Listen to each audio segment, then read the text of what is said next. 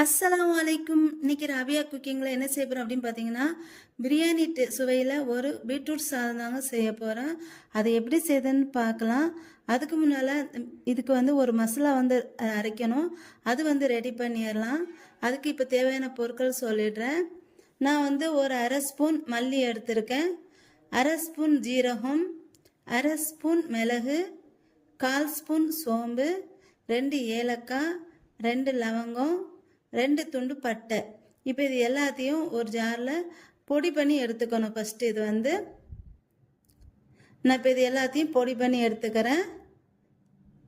இது இந்த மாதிரி பொடி பண்ணதுக்கப்புறம் இதில் நான் ஒரு 6 சின்ன வெங்காயம் சேர்த்துக்கிறேன். ஒரு 6 சின்ன வெங்காயம். அடுத்து ஒரு 5 பல்லு பூண்டு. அடுத்து ஒரு 6 பல்லு பூண்டு, 2 துண்டு இஞ்சி. இப்போ இது